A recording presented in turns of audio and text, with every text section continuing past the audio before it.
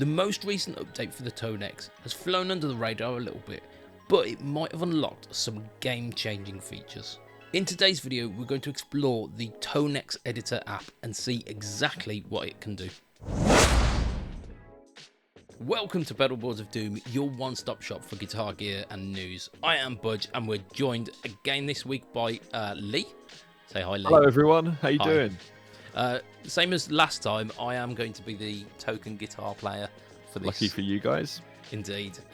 I'm excited for this one. So today we're looking at the Tonex One. We're taking a bit more of a deep dive into it. A couple of months back there was a big update, and I really wanted to kind of dive into that one. Yeah, it looks really interesting, and there's quite a lot into it. We have done a video about it, but we just thought it'd be a good one to dive in a bit more. And well, we've got a reason for that, haven't we? We have indeed, which we will mention a little bit later on. First of all, the biggest part of the update is the Tonex editor app. So let's have a look at that. So this is the new Tonex editor app, and it is so much better than the original one.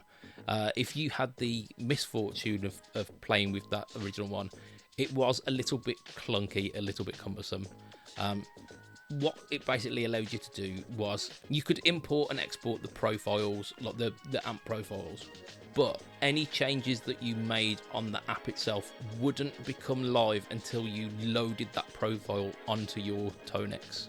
However, with this one, now you can audition new profiles and presets live and then choose which ones you want updated onto your Tonex, which is brilliant.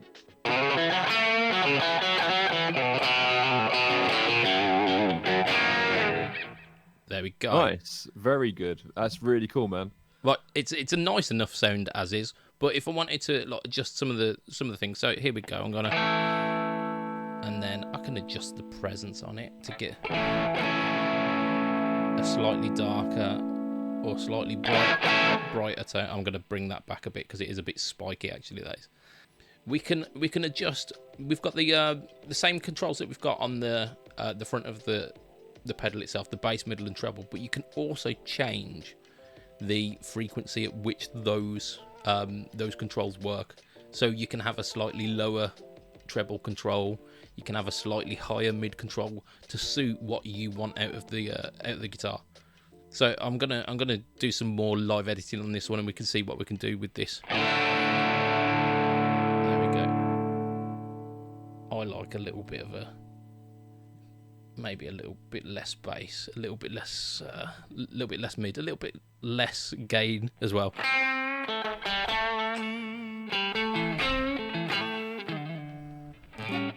Maybe a little bit more gain.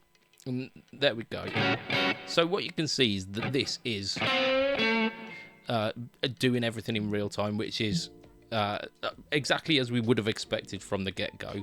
But it's a very nice improvement on the Tonex app. So it's turned it into something really useful there. Yeah, I think that's what all the users were screaming out for, and thankfully they answered our call. Yeah, there is a reason why we wanted to go through the Tonex editor as well. It shows off all of the kind of hidden parameters that you can access within the Tonex pedal, which shows off how good that pedal can be. We got this through from Pirate Audio. Let's have a look at that one. So we got that through from Pirate MIDI, which is basically like a foot controller that allows you to access some of those parameters on the fly as well.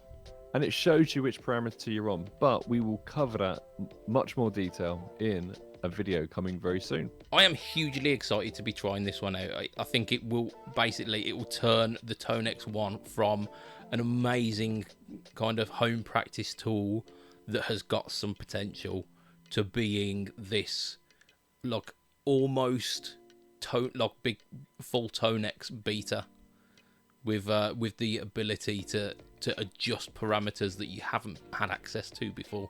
So the benefit of that is you could have the Pirate MIDI controller on the board itself, and you could maybe put the Tonex part under the board and still have full control over it. So this is really handy. Maybe not full control, but Still, it's an option, but you don't have to have one big chunk like the full Tonex right in the middle of your board. Yeah, I think like it's going to help with kind of boards that have got a lot less space and you can't quite justify having the full Tonex. And especially if you only need it for maybe like 1 or 2 amp profiles and you don't need like a huge catalogue of them. The ability to save space and to have the switching available to you as well. Very, very interesting. So I've had a little look through ToneNET and I've got a few little choices that I've got. Just to clarify, ToneNET is the library of different presets and profiles that you can download. Absolutely. The ToneNET library is basically, it's a bit like the Tone 3000 for the NAMM profilers, where it's basically where everyone stores their amp captures. So you've got massive library of these amp captures that people have made. Cool. Let's hear it then. I'll tell you what. Why don't we give that one a try? Give me an amp and we'll see if we can find a capture of it. Go for a boogie. Try and go for a Mesa Mark 5. See what you've got there. Look, I've managed to load up a Mark 5 one here. I've got it on a Crunch channel. Let's have a listen.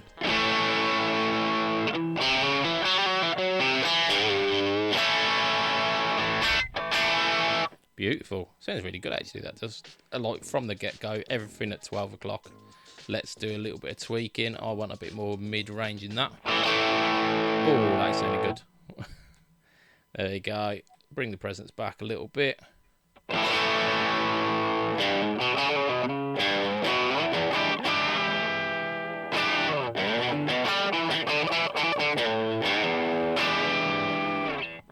Oof. So there you go. That's the power of the ToneNET, is that you can pretty much any amp you can think of, just type it in. There's usually a few different models on there that you can just pull up and try. And that took you all of a few seconds. Yeah, it did. Like less than a minute that was, and like with the tweaking of the amp controls as well. Let's say 2 minutes, and I got a pretty serviceable tone. In the latest update, they have added 20 new presets, which look really, really cool. And if you want to see what they are, pause the screen just now and we'll show them to you. And the one that I'm most interested to see right now is the 5150. So Budge is going to play one, and it actually has a tube screamer attached to it. So let's have a look. Yeah, let's hear that one.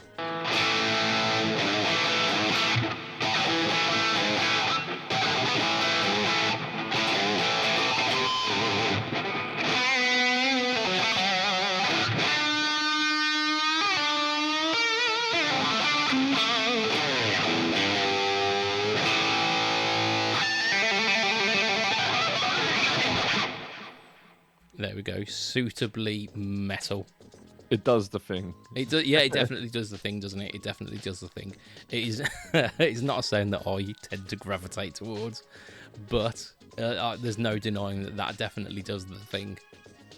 So, talk me through the new modulations, because they're quite interesting. So, one of the biggest things about this new update that everyone was talking about is the inclusion of the additional reverbs, additional delay, and some modulations as well.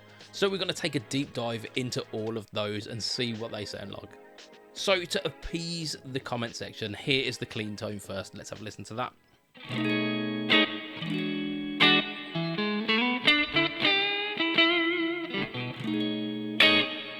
Beautiful. And now, the same thing, but with chorus.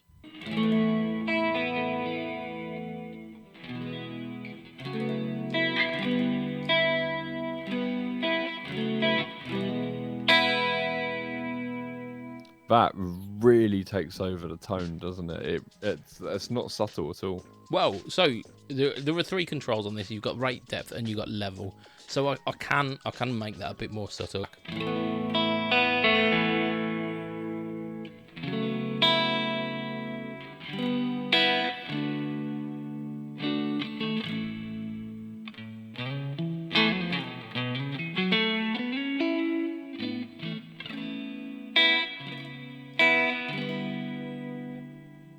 Go. So that's a slightly more subtle chorus.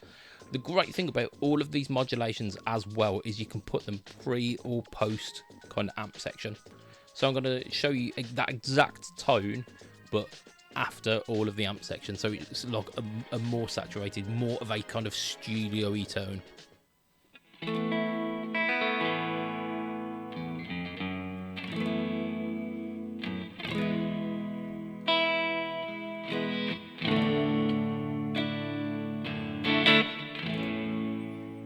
Kind of feels a bit purpley and wet. It does indeed. It does indeed. Right, let's have a listen to the tremolo. The tremolo, which this one works a little bit better post because it's less subtle. It can be a little bit subtle if you put it before. I'm going to bring that back a little bit because I like a bit of tremolo, but I like it kind of bluesy.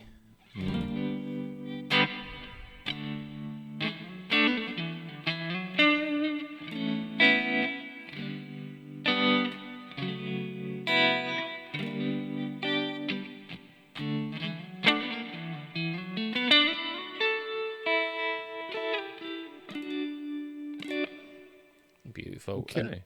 And I'll just show off actually. I'll just show off what that sounds like beforehand. You can hear it becomes a lot more subtle.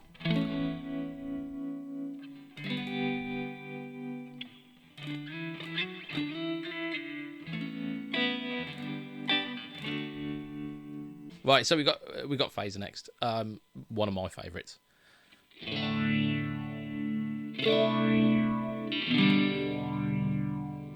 That's thick and syrupy, isn't it? That needs to come back a little bit. I want it a bit more phase 90-ish. There we go. I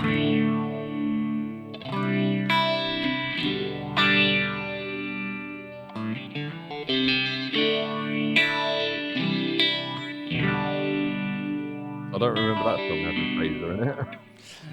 There we go. And then we can have a post as well, so it becomes...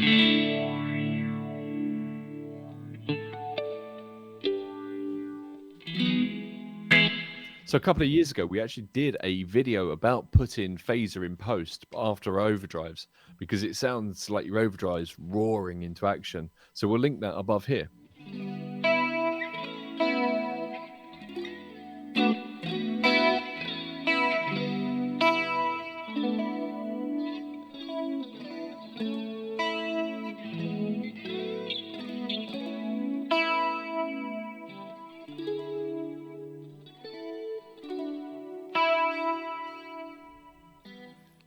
Beautiful.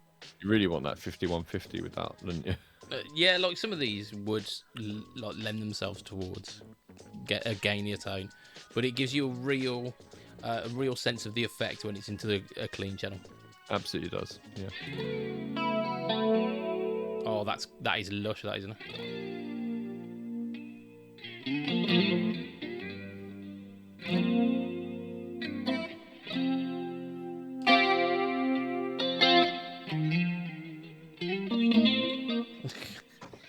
I won't play that actually because we. Sorry, I've just got a phone call. Sorry. Hello, Prince. Yeah. Okay, I'll tell him to stop. No worries. Okay, bye. And then our final one is Rotary, which. Rotary. Here we go. We do love a bit of Rotary, don't we? We do.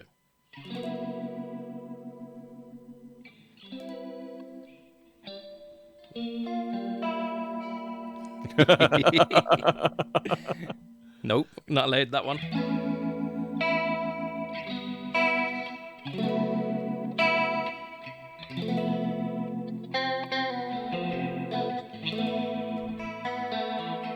So, Budge, tell me, does it speed up and down? Does it ramp? There's no ramp control on this one, no, not that I'm aware of.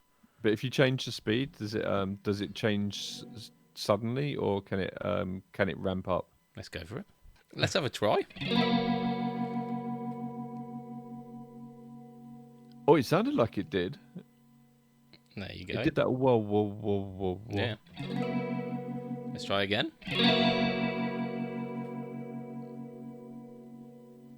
Oh, it does. Oh, that's got a nice, nice feature.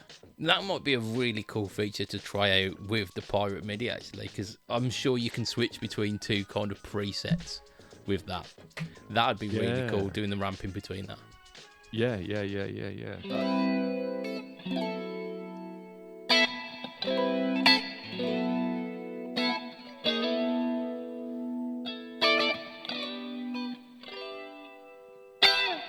So that was a little bit more flangery, a little bit more subtle in post. That's interesting. It's cool that you can do this with these effects. Yeah, it's really cool that you've got the option to go kind of pre and post drive section. So what I find is when you put all of the effects pre amp, it kind of compresses the EQ of the effects down.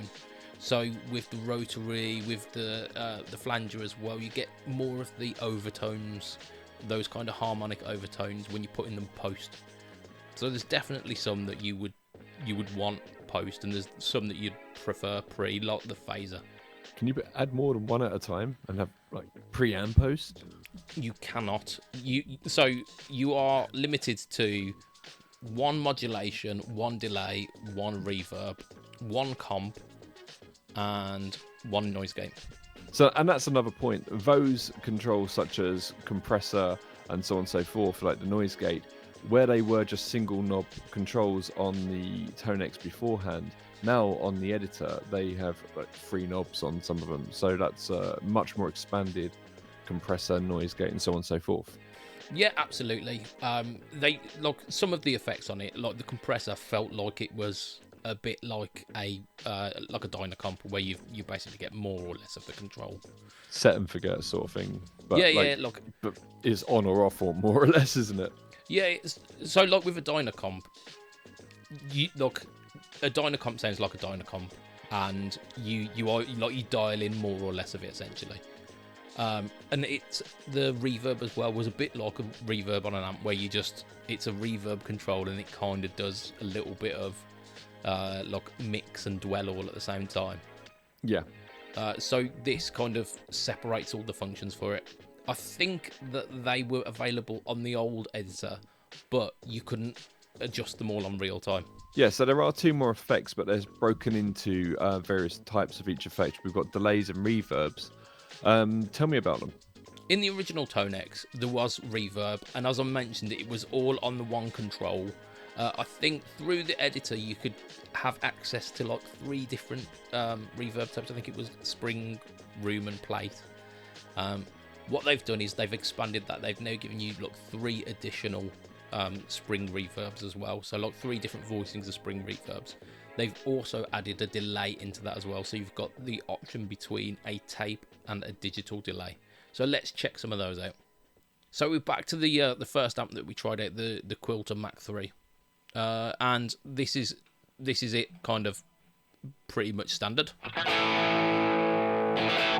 What I've done to this one to add a little bit of thickness is added the tape delay in a kind of slapbacky kind of setting, and have a listen to the difference in that.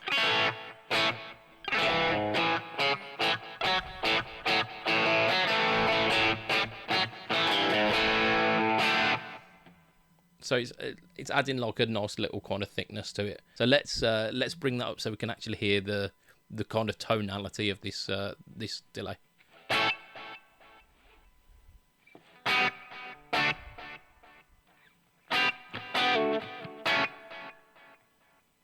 So there you go. Like very, very analog sounding. Like lots of degradation. Gets out of the way quite a lot. Just for poops and giggles, let's try it out pre as well. Let's have a listen. Ooh, quite gritty that is.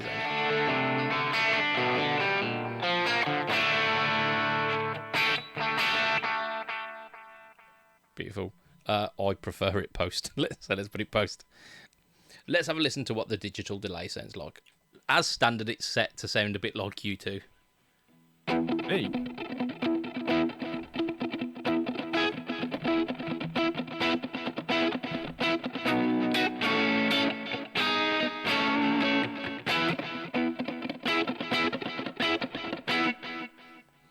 Like that one is very much kind of edge U2 kind of tones, very much present, very like a very bright sounding delay when you compare it to the tape. There's another option on this as well, which allows you to do ping pong, but because we're going in mono today, we can't try that one out. Okay. But it's like if you go through headphones, it sounds amazing. So let's have a look at the spring reverbs. We'll start off with spring number 1. Let's hear what that sounds like.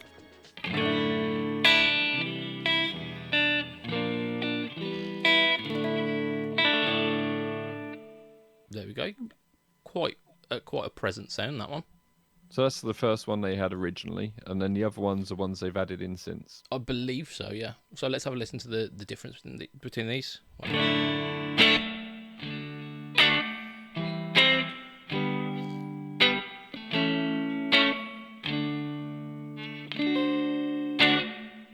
Okay. There's definitely a difference between those two. Let's have a listen to the third one. It's tighter, that one. Yeah.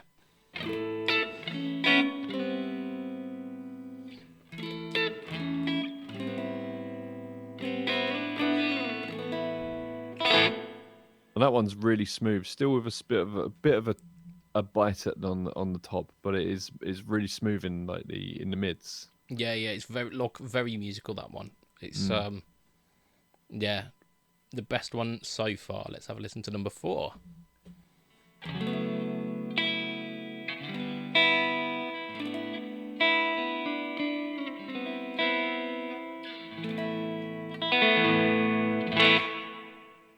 Ooh, I do like that one.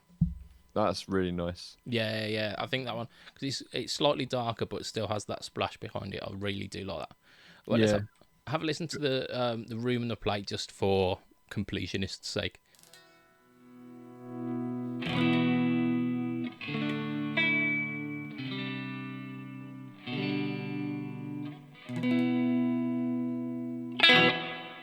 Sounds like a bathroom. I mean, like, bathrooms are really, really nice, like ambience for recording. Yeah. Well, we've all done that. We haven't. So the one thing that no one ever has is the plate. So let's see, and then we can all go, yes, that sounds like a plate. Though none of us have actually ever used a plate reverb.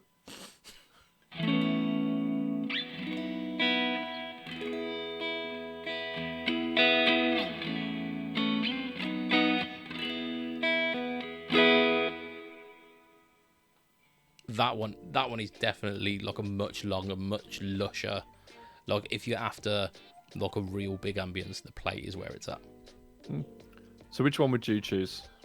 Oh, probably Spring 4. I did like Spring 4. It was a nice mix between. Or 3 or 4. Yeah. 3 definitely had some musicality to it, but I think it kind of it tries to be more part of the sound than I want it to be. I want reverb to sit back a bit. If you have found this video interesting today, don't forget to drop a like, because that is the best way of showing us what content you want to see on Pedalboards for 2.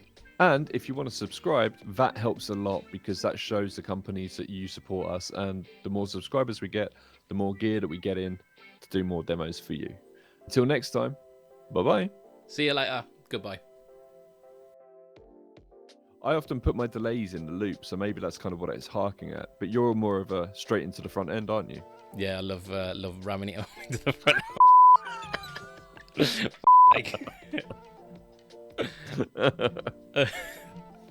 Oh, we are absolutely massive children.